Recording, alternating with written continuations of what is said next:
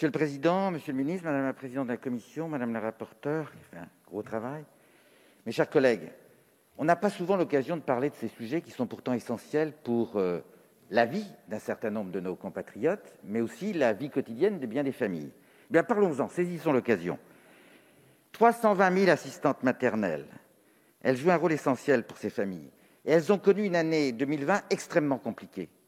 Elles ont continué à accueillir les enfants alors que les maternelles étaient fermées, alors que bien des crèches étaient fermées. Elles ont continué à le faire dans des circonstances très compliquées parce que certains parents, comme ils étaient chez eux-mêmes, eh bien, n'envoyaient plus leurs enfants, on les envoyait très partiellement, rompant ainsi le contrat. C'était très compliqué. Elles attendaient un minimum de reconnaissance, elles ne l'ont pas eu. Rappelez-vous la prime Macron. Ça concerne beaucoup de gens, mais pas elles. Pourquoi alors qu'elles ont été en première ligne?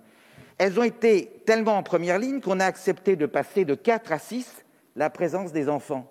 Ça veut dire qu'on avait besoin d'elles. Eh bien, si on avait besoin d'elles, on pouvait les reconnaître. On avait de multiples occasions, de multiples sujets à traiter. On en traite un, j'en conviens, mais il y en avait bien d'autres. Le droit à la formation, il faut qu'il soit complet. On a affaire à un vrai métier. Ce vrai métier, il a été défini par la grande loi de 2005 et par la première convention collective des assistantes maternelles également en 2005. Il fallait poursuivre. Le droit à la formation, certes, mais pas uniquement cela. La complémentaire santé, c'était un vrai débat. On ne l'engage pas du tout aujourd'hui.